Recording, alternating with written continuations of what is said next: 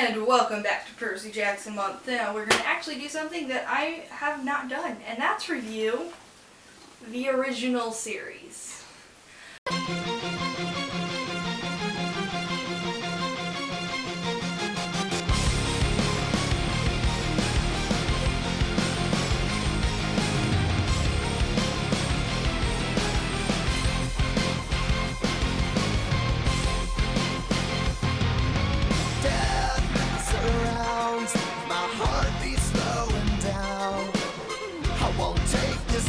Abuse. I won't give up or refuse. This is how it feels when you're bent and broken. This is how it feels when your dignity's stolen and everything you love is leaving. You hold on to what you believe in. Que no pare la fiesta. Don't stop the party. Okay, so today we are starting with The Lightning Thief. And as you know, the original cover. Love the cover. If you don't know the story of the cover, how it was actually drawn on a napkin first, go hear Rick Riordan talk about it. But so what am I going to do while I'm reviewing these books? Keep in mind, I've not reviewed a book rather than the characters. I will talk about the characters, but I'm also going to talk about what makes each book awesome. And at the end of it all, I will rank each one of them on my obviously top 5 and give you the reasoning for why they're, well, my favorite. From number 1, my favorite out of the original series, to number 5, my least favorite. And it was a close call. They're all my favorite, but we're going to go through each one of them and I will review them as a book, which should be interesting because I'm going to want to talk about the characters, but we're going to review them as a book. So, Percy Jackson and the Olympians, The Lightning Thief. And if you've seen the movie and you're thinking it's going to be like the movie, no. Now, one of the things I love about The Lightning Thief is, if you may or may not know, is that I actually had to read this book because of a thing called Battle of the Books. And it was something we did in 6th grade. We got into groups of 5. We each had to read 3 books in 3 months, and then at the end we had this battle, and that battle was really us just getting asked questions. Like, it was kind of like Trivia Pursuit with books. So you had to read your book in order to help your group be able to make sure you knew that was going on. And I was the only catch was you couldn't reread a book, so I ended up reading The Lightning Thief as one of my 3, and I'll go into more detail later, but I did not want to read the book, so my mom ended up actually having to read it to me, but I had liked mythology before. I don't really remember why, but I do remember saying, oh, mythology, I like that. And I think that probably played into the fact that I did like the Egyptian myths more than the Greek myths. It's weird. It's a weird trade-off, but The Lightning Thief, so I really liked how The Lightning Thief introduced us to the world. I mentioned this when I was talking about all the Magnus Chase characters, that Magnus Chase is doing what the Lightning Thief had to do. Introduce us to the world of, well, the Greek myths. Magnus Chase had to do the introduction to the world of the Norse myths, but I think it was better, that one was better because this one we had to be introduced to everything. The ideas of demigods being in the real world, gods being in the real world, everything being influenced, the mist, monsters, disguises, quests. We had to be introduced to all of it. Just everything, anything and everything we had to be introduced to. And that all started here in Rick Riordan. He really introduced it all well, I think. Like, when I reread this, I didn't realize how much exposition there was until I reread it. You know, reading all this fighting stuff and all this talking that they're doing is like disguised, but it's really just exposition, okay? Percy talking to Mr. D and Chiron as they play a card game. The first time Annabeth is showing him around camp, it's really fascinating, but it's also just a lot of exposition. And that's good that he can do the exposition in a fascinating way, because a lot of the times I've read books where, trust me, you're trying to deal with like you know, Daughter of Smoke and Bone, for instance, interdimensional stuff. The Hunger Games, like, you're going in your head, you're asking all these questions, and each book has a different setup that it has to get across. And with The Lightning Thief, that setup is done perfectly. Now, the overall plot of the book of Percy, like, being accused of stealing the lightning bolt, and then having to go find it himself, and his mom getting caught in the process. I don't really know why Hades, I like this because the reason I liked it is because it's sort of plausible. It's not just, oh, somebody took it because they wanted to start this war. It has a deeper meaning. Ares letting Luke go, it makes sense, one, that it would be Luke. And two, it makes sense for Ares to let him go, not just because he wants endless war, but also because Cronus is influencing him.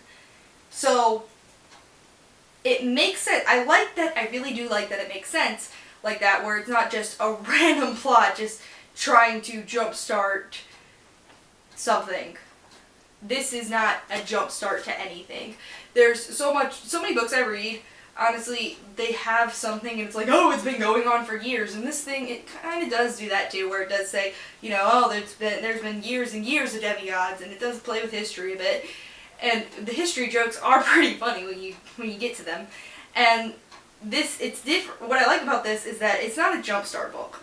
Well, each one of these books goes into a bigger plot, and this one, it feels like it's not just jump-starting. It's not, oh, Percy's here now, we can start the entire plot that we've all been afraid of for years. No, Cronus has been planning this before Percy came into the picture.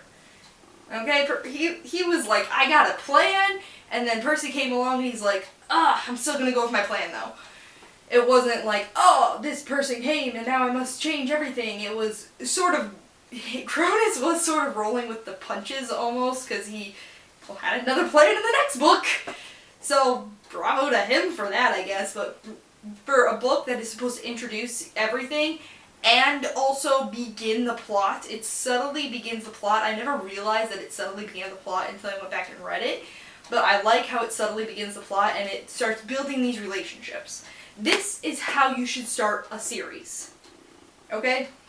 I'm talking about the overall book, because like I said, this is a book just overall, and I do love so many parts of it. I love, a lot of this book is exposition. It is introducing you to the different characters and the different roles that everyone plays in this world, and the different ideas and monsters and concepts and how the world works. You know, monsters, you kill a monster, it goes to Tartarus, that dust, there's mist, there's this, there's that, it's all being introduced. And since it's also all being introduced so fast, when they start introducing the other characters of mythology pretty fast, you're already up and going with the pace. It doesn't stop and then slow down and stop and then slow down. When I reread this book, I don't reread books because I remember what happened. I'll be reading the book, and the way my mind works is I have so many, triggers, I guess. If I start thinking about one thing, then it leads me to another, to another, to another, to another. That may just be ADHD talking, but with this book, it's hard to remember everything. You know, with Daughter of Smoke and Bone, it builds up so much. It's built up so much and it lingers on so many things. I can get to it. This book, it's fast pacing, but when it knows to lingers, oh, does it know when to linger. And I love that about it. And this is one of those things where looking back at this book, and then looking at the Blood of Olympus, and soon the Trials of Apollo, what we're building up to, it is amazing how far Percy has come. Because we're in Percy's shoes. That's what these first person point of view, that's what these should be doing. They're not just telling us a story, they're putting us in that position, and they're making us think that this could actually happen. That's one thing I don't like about dystopian novels, is that you're sitting there, and then when the big thing is revealed, you're still sitting there like, yeah, that was really cool and really awesome, but how did this happen? How does it work? Why did that happen? And that's my main problem. That's what was my main problem with Allegiant, if you remember those reviews. That was my main problem with Allegiant, but with Percy Jackson, you're sitting there and you're going, yeah, this seems totally plausible. And the Lightning Thief, it's close to perfection. I say close to perfection because I do think that Magnus Chase might have done it a bit better, but then again, we already were a part of this world. So, Lightning Thief, it is a perfect example of how you should start a series. You get action-packed, the plot is plausible. I do forget though why Hades took his mother. I really do forget why he did that, if he didn't have the lightning bolt and he didn't really want the lightning bolt. But I love how it doesn't jumpstart the plot. The plot's already happening. Cronus is already coming, whether Percy's in it or not. That would have happened no matter what. You could replace Percy with any other demigod and it was still gonna happen no matter what. So in the end, Lightning Thief, one of my favorite books ever, and this book is, honestly, it gets number 2. There is a book that I do love even more, but this book, it gets the number 2 spot for my favorite out of the first series. So Percy Jackson and the Lightning Thief, number 2 spot for all of them. Great book. If you're going to start a series, I want to start series because I have too many ideas, I need to start writing these down, but if you want to start a series, look no further than this book. This is perfect how it's supposed to be done. It leaves you with very little questions, and those questions we still have. And the questions we still have are ones that don't need to be answered because they're answered later on in the series. So I do love that. It does not feel like one of those, oh, it's just an unnecessary quest until the last Olympian and they're just doing fillers. It seems plausible. This is one of Cronus' plans to get I have no doubt in my mind that if Cronus actually did get the lightning bolt, okay, then he probably would have gone after the Helm of Hades and Poseidon's Trident. That probably was his next steps in the plan. Then he get the lightning bolt and he's like, okay, plan B! Because seriously, with this series, it's he just keeps going through his plans. But then again, he's had thousands and thousands of years to think of plans. And this book, it doesn't have Percy jump-starting the plan. He could have framed any demigod for it. So it's no one jump-starting the plan. It's already going on, and that's the biggest thing that I love about it. It introduces everyone perfectly. I love that Percy and Annabeth are immediately a couple. Okay, they're 12 for one thing, and they're not immediately a couple. They're kind of flirting, but in that way where 12-year-olds flirt, where the guys are still kind of arguing. They're still kind of mean to the girls, and the girls are kind of mean back to the guys. But then eventually it grows in the high school age, which is exactly what it does. And we'll talk about that more, but that is the Lightning Thief book review. Wow, it is weird doing book reviews. Next we'll be doing the Sea of Monsters, and you'll find out where the Sea of Monsters lies on my top 5. But the Lightning Thief gets my number 2 spot because of how perfectly it is. I can reread it as many times as I want and still have a great time. And I like how you don't see things coming. That, I love that it's actually a twist. It's not oh, big surprise, yep, that happened. It's actually a twist when Ares shows up, and you find that out because they make it out that Hades doing this is perfectly plausible. So, those are the reasons I love this book. I could reread this forever. So it gets the number 2 spot. And next time we'll be doing the Sea of Monsters. So thanks for watching. Bye!